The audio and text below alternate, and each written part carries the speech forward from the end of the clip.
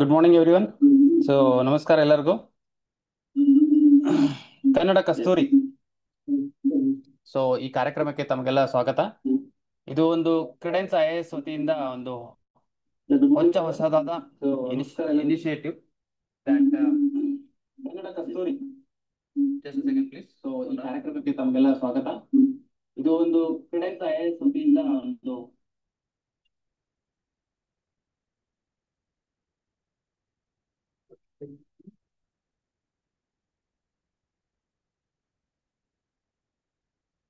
ಕ್ರೆಡೆನ್ಸ್ IAS ವತಿಯಿಂದ ಕನ್ನಡದಲ್ಲಿ ಕನ್ನಡಿಗರಿಗಾಗಿ ಕನ್ನಡಿಗರಿಗೋಸ್ಕರ complete classes in Kannada ಅನ್ನ ಶುರು ಮಾಡ್ತಾ ಇದ್ದೀವಿ. ಇವತ್ತಿನ ದಿವಸ ನಮ್ಮ ಹತ್ರ ಇಬ್ರು ಒಳ್ಳೆ ನುರ್ತಿರುವಂತ, ಹಲವಾರು ಸರಿ ಮಾಕ್ ಇಂಟರ್ವ್ಯೂಗೆ ಹೋಗಿ KS ಅಲ್ಲಿ UPSC ಎಕ್ಸಾಮ್ ಬರೆದು ಕನ್ನಡದಲ್ಲೇ ಸಾಧನೆಗಳನ್ನ ಗೈದು ಇವತ್ತು ನಿಮ್ಮ ಜೊತೆಗೆ ಅವರ ಜ್ಞಾನವನ್ನ, ಅವರ ಎಕ್ಸ್ಪೀರಿಯನ್ಸ್ಗಳನ್ನ ಮತ್ತು ಈ ಕಾಂಪಿಟೇಟಿವ್ ಎಕ್ಸಾಮ್ಗಳಲ್ಲಿ ಹೇಗೆ ಕ್ರ್ಯಾಕ್ ಮಾಡಬೇಕು, ಈ ಕಾಂಪಿಟೇಟಿವ್ ಎಕ್ಸಾಮ್ಸ್ಗಳಲ್ಲಿ ಏನು ಡಿಫಿಕಲ್ಟೀಸ್ ಬರುತ್ತೆ ಅನ್ನೋದು ಸಾಕಷ್ಟು ಅವರು ತಮ್ಮ ಸ್ವಂತ ಎಕ್ಸ್ಪೀರಿಯನ್ಸ್ ಇಂದ ಕಲ್ತಿದ್ದಾರೆ.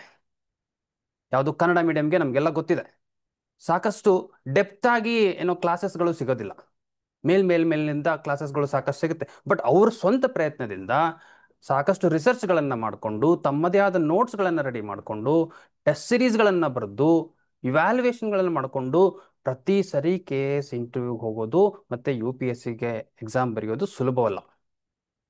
ಸೊ ಅದನ್ನು ಅವರು ಮಾಡಿ ಇವತ್ತು ತಮ್ಮ ಜ್ಞಾನವನ್ನು ತಮ್ಮ ಜೊತೆಗೆ ಶೇರ್ ಮಾಡಿಕೊಂಡು ಏನಿದರಲ್ಲಿ ಯಾವ ಥರ ಮಾಡಬೇಕು, ನಾವು ಯಾವ ಥರ ಮಾಡಿದ್ರೆ ಸಕ್ಸಸ್ ಆಗ್ತೀವಿ ಅನ್ನೋದನ್ನು ಮಾಡೋಕ್ಕೆ ನಮ್ಮ ಹತ್ರ ಇವತ್ತಿಬ್ಬರು ಒಳ್ಳೆ ನನಗೆ ನನ್ನ ಸ್ಟೂಡೆಂಟ್ಸು, ನನ್ನ ಆತ್ಮೀಯರು, ತುಂಬ ಭಾಳ ವರ್ಷದಿಂದ ನೋಡಿದ್ದೀನಿ ಅವ್ರಿಗೆ. ಅವರ ಜ್ಞಾನವನ್ನು ನನಗೆ ಒಂದೊಂದ್ಸರಿ ನನಗೂ ಅವ್ರ ಜ್ಞಾನ ನೋಡಿ ನನಗೆ ಒಂಥರ ಇಂಪ್ರೆಸ್ ಆಗಿದ್ದೀನಿ ಭಾಳ ಸರಿ.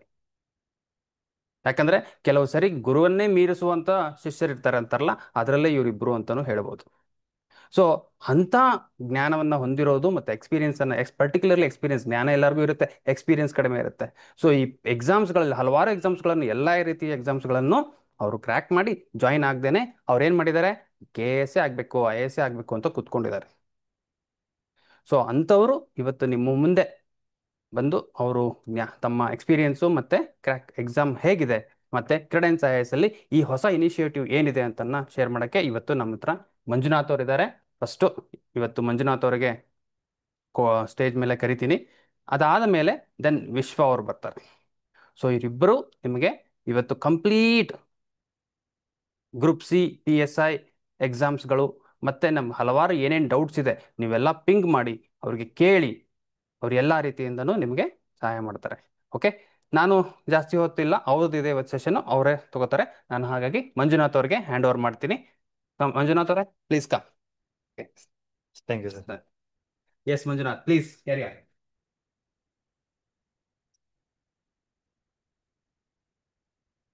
ನಮಸ್ಕಾರಪ್ಪ. ನಮಸ್ಕಾರ ಕನ್ನಡ ಮಂದಿಗೆಲ್ಲ.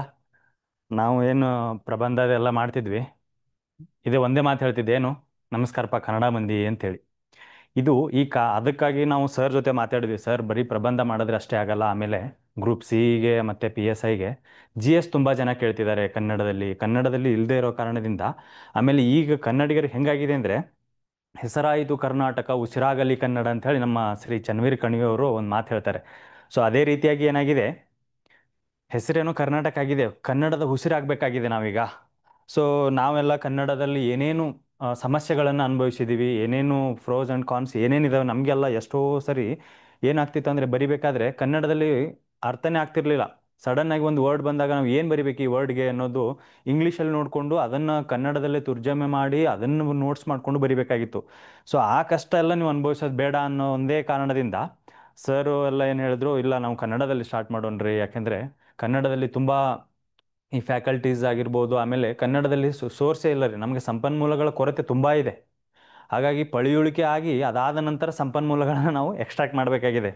ಸೊ ಬನ್ನಿ, ನಾವು ಮಿಷನ್ ಕನ್ನಡ ಕಸ್ತೂರಿಯನ್ನು ಏನಕ್ಕೆ ಮಾಡಿದ್ವಿ, ಅದರದ್ದು ಉದ್ದೇಶ ಏನು, ಆಮೇಲೆ ಅದರಲ್ಲಿ ಇರ್ತಕ್ಕಂತಹ ಕೆಲವೊಂದಿಷ್ಟು ಲಕ್ಷಣಗಳನ್ನು ನೋಡೋಣ. ಯಾವ ರೀತಿಯಾಗಿ ನಮ್ಮ ಈ ಮಿಷನ್ ಕನ್ನಡ ಕಸ್ತೂರಿ ಕ್ರೆಡೆನ್ಸ್ IAS ವತಿಯಿಂದ ಮತ್ತು ಕ್ರೆಡೆನ್ಸ್ KAS ವತಿಯಿಂದ ಗ್ರೂಪ್ ಸಿ ಮತ್ತು PSI ಲೆವೆಲ್ಗೆ ಏನೇನು ಬೇಕು, ಕನ್ನಡದಲ್ಲಿ ಸೋರ್ಸ್ ಯಾವ ರೀತಿಯಾಗಿರಬೇಕು, ಎಲ್ಲ ಪಠ್ಯಗಳಾಗಿರ್ಬೋದು, ಅದನ್ನು ನಾವು ಈಗ ಅದರದ್ದು ಉದ್ದೇಶ ಏನಂತ ನೋಡಿಬಿಟ್ಟು ತದನಂತರ ಅದಕ್ಕೆ ಯಾವ ಯಾವ ರೀತಿಯಾಗಿ ನಾವು ಅದನ್ನು ಅಪ್ರೋಚ್ ಮಾಡ್ತೇವೆ ಅನ್ನೋದನ್ನ ನೋಡೋಣ. ಏನಾಗಿದೆ ಅಂತಂದರೆ,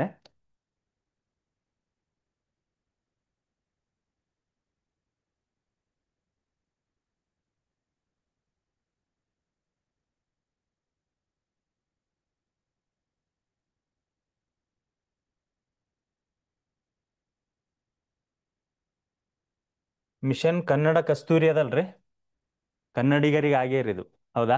ಕರ್ನಾಟಕದಲ್ಲಿರ್ತಕ್ಕಂತಹ ಪ್ರತಿಯೊಬ್ಬ ಏನು ಹಳ್ಳಿಯಿಂದ ನೀವೆಲ್ಲಿ ಏನು ಧಾರವಾಡದಲ್ಲಾಗಿರ್ಬೋದು, ಬೇರೆ ಇನ್ನಿತರ ಯಾವುದೋ ಪ್ಲೇಸಲ್ಲಿ ಆಗಿರ್ಬೋದು, ಗುಲ್ಬರ್ಗದಲ್ಲೇ ಆಗಿರ್ಬೋದು, ಆಮೇಲೆ ನಿಮ್ಮ ಹಳ್ಳಿಯಲ್ಲೇ ನಿಮ್ಮ ಮನೆಯಲ್ಲೇ ಕೂತ್ಕೊಂಡು ಸಹಿತ ನೀವು ಯೂಟ್ಯೂಬ್ನ ವೀಕ್ಷಣೆಯಿಂದ ನೀವು ಕನ್ನಡದ ಕಸ್ತೂರಿಯ ಈ ಒಂದು ಪ್ರೋಗ್ರಾಮ್ನ ಏನು ಅಡ್ವಾಂಟೇಜನ್ನ ನೀವು ತಗೋಬೋದ್ರಿ. ಯಾವ ರೀತಿಯಾಗಿ ಅಂತಂದರೆ, ಈ ಮಿಷನ್ ಕನ್ನಡ ಕಸ್ತೂರಿಯಲ್ಲಿ ಏನೇನು ಒಳಗೊಂಡಿದೆ ಅನ್ನೋದು ನೋಡೋಣ್ರಿ ಫಸ್ಟ್.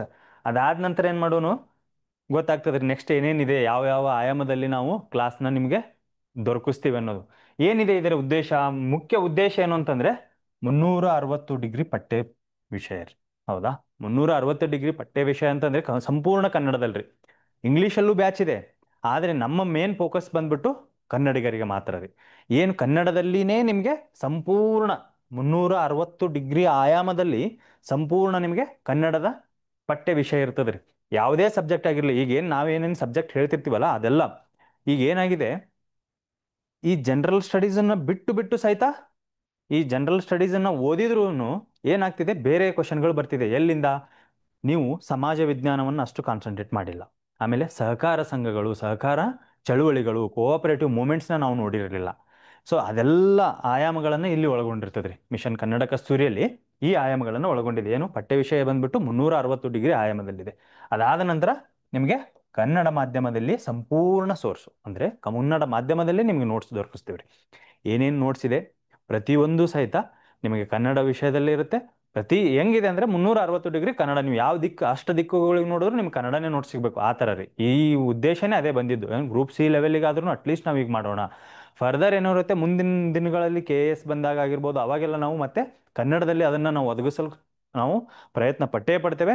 ಅದ್ರ ಜೊತೆಯಲ್ಲಿ ನಿಮ್ಮ ಸಹಕಾರ ನಮಗೆ ಬೇಕಾಗಿದೆ, ಹೌದಾ? ಕನ್ನಡ ಮಾಧ್ಯಮದಲ್ಲಿ ನೋಟ್ಸ್ ಕೊಡ್ತೀವಿ. ಆಮೇಲೆ ಸ್ವಾಟ್ ಅನಲೈಸಿಸ್, ನೀವು ಈ ಕ್ಲಾಸನ್ನು ಜಾಯ್ನ್ ಆಗಿದ್ದಾದಲ್ಲಿ ಆಮೇಲೆ ಇಲ್ಲಿ ಏನು ಮಾಡ್ತೇವೆ, ಏನು ಲೆವೆಲ್ ಇದೆ, ಸ್ಟ್ರೆಂತ್, ವೀಕ್ನೆಸ್, ಅಪಾರ್ಚುನಿಟಿ, ಥ್ರೆಟ್ಸ್ ಏನಿದೆಯಲ್ಲ, ಸ್ವಾಟ್ ವಿಶ್ಲೇಷಣೆ ಏನು ಮಾಡ್ತೀವಲ್ರಿ, ಅದರಲ್ಲಿ ನಿಮ್ಮ ಸಾಮರ್ಥ್ಯ ಏನಿದೆ, ಫಸ್ಟ್ ನಿಮ್ಮ ಸಾಮರ್ಥ್ಯ ಏನಿದೆ, ಅದಕ್ಕೆ ಯಾವ ರೀತಿಯಾಗಿ ಸಾಮರ್ಥ್ಯ ಅಭಿವೃದ್ಧಿಯನ್ನು ಯಾವ ರೀತಿಯಾಗಿ ನಾವು ಕಾಲಘಟ್ಟಗಳಲ್ಲಿ ಮಾಡಬೇಕು.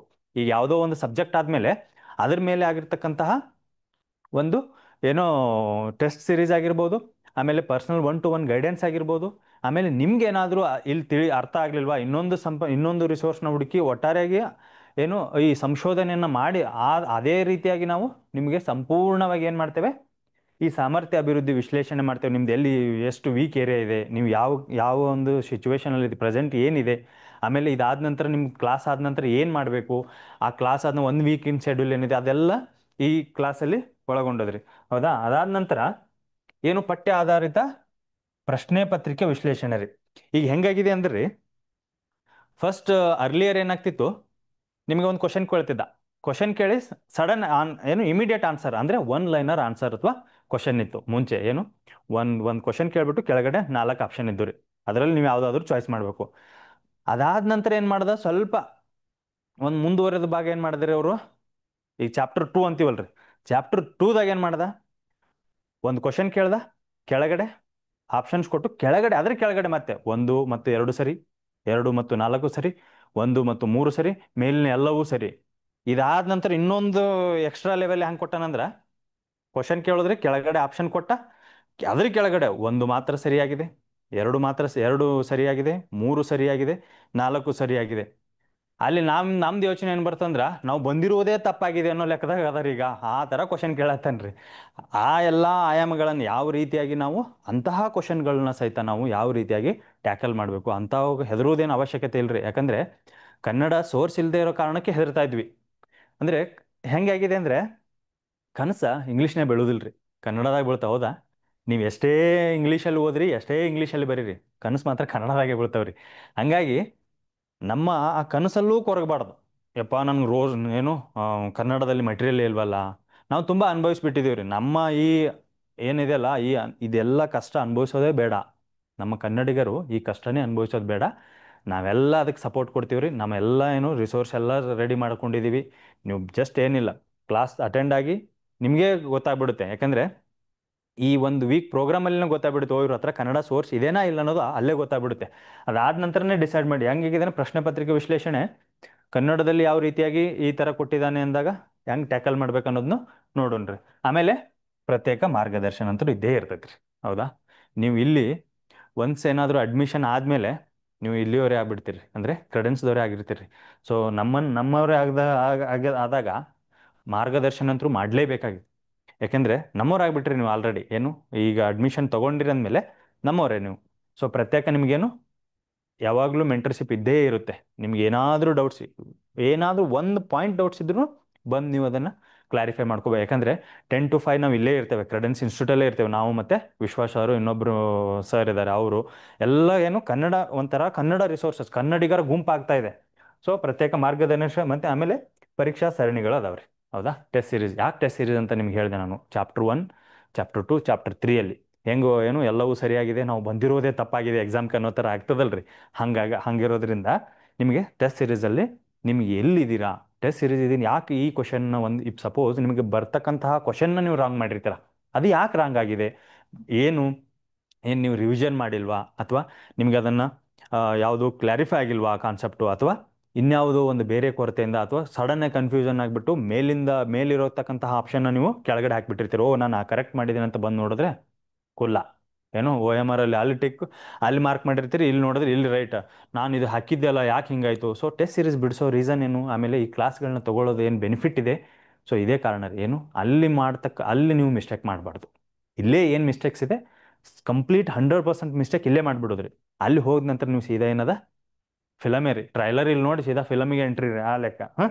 ಈಗ ನಾವು ಒಂದು ಏನು 5ರಿಂದ 5ನೇ ಫಿಫ್ತ್ ಇವತ್ತಿಂದ 11th ಏನೇನು ಮಾಡಕ್ಕೆ ಹೊರಟಿದ್ದೀವಿ, ಯಾವ್ಯಾವ ಏನು ಅಂಶಗಳನ್ನು ನಾವು ನಿಮಗೆ ತಲುಪಿಸ್ತೇವೆ, ಯಾವ ಈ ವಿಷಯಗಳನ್ನು ನಿಮಗೆ ಟೀಚ್ ಮಾಡ್ತೇವೆ ಅನ್ನೋದನ್ನ ಈ ಶೆಡ್ಯೂಲ್ನ ನಾನು ನಿಮಗೆ ಕೊಡ್ತೀನಿ ರೀ.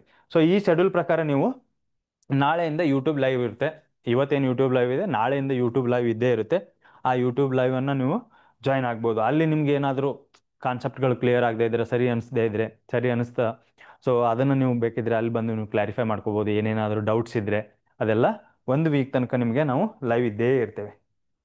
ಸೊ ಫಸ್ಟ್ ಏನಿದೆ ನೋಡ್ರಿ, ನಾಳೆಯಿಂದ ಭೂಗೋಳಶಾಸ್ತ್ರ ಇದೆ 11 ಗಂಟೆಗೆ. ಹೌದ್ರಾ?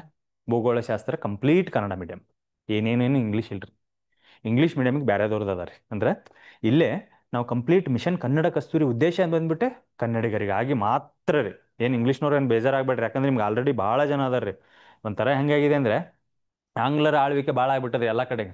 ಇನ್ನೇನು ಕನ್ನಡಿಗರದ್ದು ಬರ್ಬೇಕಲ್ರಿ ಆಳ್ವಿಕೆನು. ಮತ್ತು ಕನ್ನಡ ಮಂದಿ ಎಂದು ನಾವು ಏನು ಈ ಎಕ್ಸಾಮ್ಗಳನ್ನ ಇದು ಮಾಡ್ಬೇಕು, ಏನಪ್ಪ ಬರೀ ಇಂಗ್ಲೀಷ್ ಕೊಟ್ಟ, ಟ್ರಾನ್ಸ್ಲೇಷನ್ ಇಂಗ್ಲೀಷ್ ಕೊಟ್ಟ, ಆ ಟ್ರಾನ್ಸ್ಲೇಷನ್ ಇಂಗ್ಲೀಷಲ್ಲಿರೋದನ್ನ ಹೆಂಗೆ ಟ್ಯಾಕಲ್ ಮಾಡ್ಬೇಕು ಅನ್ನೋದನ್ನ ಈ ಪ್ರೋಗ್ರಾಮಲ್ಲಿ ನಾವು ಹೇಳ್ತೀವಿ ರೀ. ಆಮೇಲೆ ಅರ್ಥಶಾಸ್ತ್ರ ರೀ. ನೆಕ್ಸ್ಟ್ ಡೇ ಬಂದ್ಬಿಟ್ಟು 7th ಬಂದ್ಬಿಟ್ಟು ಅರ್ಥಶಾಸ್ತ್ರ ಇರುತ್ತೆ ರೀ. ಸೊ ಅರ್ಥಶಾಸ್ತ್ರ ಆಮೇಲೆ ಪ್ರಬಂಧ. ಯಾಕಂದ್ರೆ ಗ್ರೂಪ್ ಸಿ ಮತ್ತು ಇಲ್ಲಿ ನಾವು ಮಾಡ್ತಾ ಇರೋದು PSIಗೆ. PSIಲಿ ಪೇಪರ್ 1ಅಲ್ಲಿ ಪ್ರಬಂಧ ಇರುತ್ತೆ. ಸೊ ಆಲ್ರೆಡಿ ನಾವು ಈ ಎಸ್ಸೆ ಕ್ಲಾಸ್ಗಳನ್ನು ಮಾಡಿದ್ದೀವಿ, ಕನ್ನಡಿಗರಿಗಾಗಿನೇ ಮಾಡಿದ್ದೀವಿ ರೀ ಎಸ್ಸೆ ಕ್ಲಾಸ್ಗಳನ್ನು. ಸೊ ಈ ಎಸ್ಸೆ ಕ್ಲಾಸ್ಗಳು ವಿಶ್ವಾಸರಾಗಿರ್ಬೋದು, ನಾವಾಗಿರ್ಬೋದು, ಯಾಕೆ ನಾವು ಕನ್ನಡಿಗರನ್ನ ಯಾಕೆ ಇಷ್ಟೊಂದು ಮಾಡ್ತಾ ಇದ್ದೀವಿ, ನಾವು ಅನುಭವಿಸಿದ್ದೀವಿ. ಆ ನೋವು ನಮಗೆ ಗೊತ್ತು. ಏನಂತಂತಂದರೆ ನೊಂದವರ ನೋವು ನೋಯದತ್ತವರೆಲ್ಲ ಬಲ್ಲರು ಅಂತಂತಾರೆ. ಹೌದಾ? ನಮಗೆ ಅಷ್ಟು ನಮ್ಮ ಕಷ್ಟ ಆಗಿದೆ ರೀ. ನಮಗೆ ಕನ್ನಡದಲ್ಲಿ ಬರಿಬೇಕಾಗಿದ್ರೆ ನಮ್ಮ ಕಷ್ಟ ನಮಗೇ ಗೊತ್ತು. ಯಾಕೆಂದರೆ ನಾವು ಬರಿತಕ್ಕಂತಹ ಸಂದರ್ಭದಲ್ಲಿ ಕನ್ನಡಿಗರು ಇವ್ಯಾಲ್ಯೂಯೇಷನ್ ಇರಲಿಲ್ಲ ರೀ. ಇವ್ಯಾಲ್ಯೂಯೇಟ್ ಮಾಡ್ತಿದ್ರು, ಇಂಗ್ಲೀಷಲ್ಲಿ ಫೀಡ್ಬ್ಯಾಕ್ ಕೊಡ್ತಿದ್ರು. ಏನರ್ಥ? ಈಗ ಯಾವುದೋ ಒಂದು ಎನ್ವಿರಾನ್ಮೆಂಟ್ ಆಗಿರ್ಬೋದು, ಈ ಪರಿಸರ ಅಧ್ಯಯನದಲ್ಲಿ ಕೆಲವೊಂದಿಷ್ಟು ವರ್ಡ್ಗಳು ಬರ್ತಾವೆ ನೋಡಿ. ಇಂಗ್ಲೀಷಲ್ಲಿ ಬರೀತಕ್ಕಂಥ ವರ್ಡ್ಗಳನ್ನ ಇಂಗ್ಲೀಷಲ್ಲಿ ಬರೆಯೋಣ, ಕನ್ನಡದಲ್ಲಿನೂ ಕೆಲವೊಂದಿಷ್ಟು ಜೈವಿಕ ಅಂಶಗಳು ಬರುತ್ತೆ. ಸೊ ಅವೆಲ್ಲ ಇಂಗ್ಲೀಷಲ್ಲೇ ಬರೆದು ಬಿಡೋರು. ನಾವು ಅದನ್ನು ಇಂಗ್ಲೀಷಲ್ಲಿ ಇದು ಮಾಡಿಕೊಂಡು ಇಂಗ್ಲೀಷಿಂದ ಕನ್ನಡದಲ್ಲಿ ನೋಟ್ ಮಾಡಿಕೊಂಡು ಸಪ್ರೇಟ್ ನೋಟ್ಸ್ ಮಾಡಿಕೊಂಡು ಇದೆಲ್ಲ ನಾವು ನೆಕ್ಸ್ಟ್ ನಮ್ಮ ಫ್ಯೂಚರ್ಗೆ ಇದಾಗಬಾರ್ದು. ನಮ್ಮ ಫ್ಯೂಚರ್ ಏನು ಬರೀತಾರೆ, ಫ್ಯೂಚರ್ ಜನ್ರೇಷನ್ ಏನು ಬರೀತಾರಲ್ಲ, ಅವ್ರಿಗೆ ಯಾವುದೇ ರೀತಿಯಾದಂಥ ಕೊರತೆಗಳಾಗದೇ ಇರೋ ಥರ ನಾವು ರೆಡಿ ಮಾಡ್ಕೊಂಡಿದ್ವಿ. ಈ ಪ್ರಬಂಧ ಆಗಿರ್ಬೋದು, ಆಮೇಲೆ ಸಂವಿಧಾನ, ನಿಮಗೆ ಭಾರತೀಯ ಸಂವಿಧಾನವನ್ನ ಸಂಪೂರ್ಣ ಕನ್ನಡದಲ್ಲಿ ಈ ಬುಕ್ಸ್ ಇದೆ. ಈಗ ಹೆಂಗಾಗಿದೆ, ಸೋರ್ಸ್ ಇದೆ, ಆ ಬುಕ್ಸಿಂದ ನಿಮಗೆ ಸಂಪೂರ್ಣ ಮಾಹಿತಿ ಇಲ್ರಿ. ಸೊ ನಾವೇನಿದೀವಲ್ಲ ಅದನ್ನು ಸಂಪೂರ್ಣವಾಗಿ ನಿಮಗೆ ಎಕ್ಸಾಮ್ಗೆ ಏನು ಬೇಕು, ನಿಮಗೆ ಎಕ್ಸಾಮ್ಗೆ ಏನು ಬೇಕು, ಫೈನಲ್ ರಿಸಲ್ಟಲ್ಲಿ ಏನು ಬೇಕು ಅಷ್ಟೇ ಇರೋದ್ರಲ್ಲಿ. ನಾವಿಲ್ಲಿ ತತ್ವಜ್ಞಾನಿಗಳಾಗೋದು ಬೇಡ್ರಿ ಒಂದೊಂದು ವಿಷಯದ ಮೇಲೆ. ಆ ಎಕ್ಸಾಮಲ್ಲಿ ಏನು ಕೇಳ್ತಾರೆ, ಎಕ್ಸಾಮಿಗೆ ಎಷ್ಟು ಓದಬೇಕು, ಆ ಎಕ್ಸಾಮಿಗೆ ಏನೇನು ಪ್ರೊಸೆಸ್ ಮಾಡ್ಬೇಕು, ನಾವು ನಮ್ಮ ಆ ಪ್ರಕ್ರಿಯೆ ಹೆಂಗಿರ್ಬೇಕು, ಎಕ್ಸಾಮಲ್ಲಿ ಯಾವ ರೀತಿಯಾಗಿ ಅಳವಡಿಸ್ಕೊಳ್ಬೇಕು ಅನ್ನೋದನ್ನ ನಾವು ಈ ವಿಷಯಗಳನ್ನ ಹೇಳ್ತೇವೆ. ಆಮೇಲೆ ಇತಿಹಾಸ ಅಂದರೆ ನಿಮಗೆ ಶೆಡ್ಯೂಲ್ ಹೇಳ್ತಾ ಇದ್ದೇನೆ. 6ನೇ ತಾರೀಕು ಇದು ಇರುತ್ತೆ, 7th ಇದು ಇರುತ್ತೆ, 8ನೇ ತಾರೀಕು ಇದು ಇರುತ್ತೆ, 9ನೇ ತಾರೀಕು ಸಂವಿಧಾನ, 10ನೇ ತಾರೀಕು ಏನಿದೆ ಇತಿಹಾಸ ಇದೆ. ಅದಾದ ನಂತರ 11ನೇ ತಾರೀಕು ಪ್ರಚಲಿತ ಘಟನೆಗಳು. ಸೊ 360 ಡಿಗ್ರಿ ಅಂತಂದರೆ ಬರೀ ಇದಿಷ್ಟೇ ಇಲ್ರಿ, ಬರೀ ಸಬ್ಜೆಕ್ಟ್ಗಳನ್ನ ಹೇಳ್ಬಿಡೋದಲ್ರಿ, ಕರೆಂಟ್ ಅಫೇರ್ಸ್ ಇದೆ ನಿಮಗೆ. ಆಮೇಲೆ ಈ ಮೆಂಟಲ್ ಎಬಿಲಿಟಿ ಸಹಿತ ಆಪ್ಟಿಟ್ಯೂಡ್ ಏನಿದೆ ಅಲ್ಲ ಅದೆಲ್ಲವೂ ಇದೆ ರೀ. ಸೊ ಹಾಗಾಗಿ ಹೆಂಗಾಗಿದೆ ಅಂದರೆ ಈ ಕ್ವಶನಲ್ಲಿ ನೀರಿಳಿಯದ ಗಂಟಲೊಳು ಕಡಬಂ ತುರುಕಿದಂತೆ ಅಂತ ಹೇಳ್ತಾರೆ ನಮ್ಮ ಸಾಹಿತಿಗಳು. ಕನ್ನಡನೇ ನಮಗೆ ಕನ್ನಡದಲ್ಲಿ ಸೋರ್ಸೇ ಇಲ್ಲ, ಇಂಗ್ಲೀಷಲ್ಲಿ ತುರ್ಜಮೆ ಮಾಡಿಕೊಡ್ತಾರೆ ರೀ. ರೀಸೆಂಟ್ಲಿ ನಾವು ಎಕ್ಸಾಮ್ ಮಾಡಿದ್ವಿ, ಏನು ಸಸ್ಟೈನಬಲ್ ಡೆವಲಪ್ಮೆಂಟ್ ಗೋಲ್ಸ್, ಕನ್ನಡದಲ್ಲಿ ಏನು ಸುಸ್ಥಿರ ಅಭಿವೃದ್ಧಿ ಗುರಿ. ಹೌದ್ರಿ, sustainable development goals is nothing but ಏನು, ಕನ್ನಡದಲ್ಲಿ ಸುಸ್ಥಿರ ಅಭಿವೃದ್ಧಿ ಗುರಿಗಳು ಅಂತ ಕರಿತೀವಿ ರೀ. ಅದನ್ನು ನೇರವಾಗಿ ಸಸ್ಟೈನಬಲ್ ಡೆವಲಪ್ಮೆಂಟ್ ಗೋಲ್ಸ್ ಅಂತಾನೆ ಕೊಟ್ಟಿದ್ದಾನೆ. ಏನರ್ಥ? ಹಾಗಾಗಿ ನಾವು ಎಲ್ಲ ರೀತಿಯಿಂದ ತಯಾರಾಗಬೇಕಾಗಿದೆ ಕನ್ನಡಿಗರು. ಹೆಂಗಾಗಬೇಕಾಗಿದೆ ಅಂದರೆ ಎಲ್ಲ ರೀತಿಯಾಗಿ ನಮ್ಗೆ ನೀರೇ ಎಳೆಯಲಾಗದು ಗಂಟಲ್ದಾಗ, ಏನೋ ಕಡುಬು ಹಾಕಾಕತ್ತಾರೆ ನಮ್ಮ ಗಂಟಲೊಳಗೆ. ಸೊ ಹಾಗಾಗಿ ಏನು ಮಾಡೋದು, ನಾವು ಯಾವುದೇ ರೀತಿಯಾಗಿ ಹೆದರೋ ಅವಶ್ಯಕತೆ ಇಲ್ಲ. ಈ ಮಿಷನ್ ಕನ್ನಡ ಕಸ್ತೂರಿ ಉದ್ದೇಶನೇ ಏನಂತಂದರೆ ಕನ್ನಡಿಗರಿಗೆ ಯಾವುದೇ ರೀತಿಯಾದಂಥ ಕೊರತೆ ಆಗಲೇಬಾರ್ದು ಅಂತಲೇ ನಾವೇನು ಮಾಡಿದ್ದೀವಿ, ಈ ಮಿಷನ್ ಕನ್ನಡ ಕಸ್ತೂರಿಯನ್ನು ಸಂಪೂರ್ಣ 360 ಡಿಗ್ರಿ ಆಯಾಮದಲ್ಲಿ ಹೇಳ್ತಾ ಇದ್ದೇವೆ ರೀ. ಈಗ ನೆಕ್ಸ್ಟ್ ಏನು ಇದರದು ಟೆಸ್ಟ್ದು ಯಾವ ರೀತಿಯಾಗಿ ಕಂಡಕ್ಟ್ ಮಾಡಬೇಕು, ಯಾವ ರೀತಿಯಾಗಿ ನಾವು ಟೆಸ್ಟ್ ಸೀರೀಸ್ನ ಈ ಪ್ರಕ್ರಿಯೆಯಲ್ಲಿ ಮುಂದುವರಿಬೇಕು ಅನ್ನೋದನ್ನ ನಮ್ಮ ವಿಶ್ವಾಸ್ ಸರ್ ಅವ್ರು ಹೇಳ್ತಾರೆ. ಸೊ ಅವ್ರದಷ್ಟು ಕೇಳಿಬಿಡ್ರಿ. ಹಾಂ, thank you, welcome sir. Thank you sir. Thank you Manjunath sir. Okay, ಇಲ್ಲಿವರೆಗೆ ಮಿಷನ್ ಕನ್ನಡ ಕಸ್ತೂರಿ ಬಗ್ಗೆ ವಿವರವಾಗಿ ಅದರ ಉದ್ದೇಶ ಏನು, ನಾವು ಯಾವ ರೀತಿ ಕ್ಲಾಸಸ್ ತಗೊಳ್ತೀವಿ ಅಂತ ತಿಳಿಸ್ಯಾರೆ. ಈ ಮುಂದಿನದಾಗಿ ಈ ಮಿಷನ್ ಕನ್ನಡ ಕಸ್ತೂರಿಯಲ್ಲಿ ನಾವು ಏನು ಮಾಡ್ತೀವಿ. ಓಕೆ, ಮಿಷನ್ ಕನ್ನಡ ಕಸ್ತೂರಿಯಲ್ಲಿ ಗ್ರೂಪ್ ಸಿ ಎಕ್ಸಾಮ್ ಪ್ಯಾಟ್ರನ್ ಏನೈತೆ, ನಾವೇನು ಕ್ಲಾಸಸ್ ತಗೋತೀವಿ, ಯಾವ ರೀತಿ ನಮ್ಮ ಕ್ಲಾಸಸ್ ಇರುತ್ತೆ ಅಂತ ಅದ್ರ ಡೀಟೇಲ್ಸ್ ನೋಡೋಣ. ಮೊದಲನೇದಾಗಿ ಗ್ರೂಪ್ ಸಿ ಪ್ಯಾಟ್ರನ್ ಇರುತ್ತೆ. ಫಸ್ಟ್ ಪೇಪರ್ ಏನಂತಿತ್ತು ಅಂದರೆ ಜನರಲ್ ಸ್ಟಡೀಸ್ ಇರುತ್ತೆ. ಹೌದಾ, ಈ ಜನರಲ್ ಸ್ಟಡೀಸಲ್ಲಿ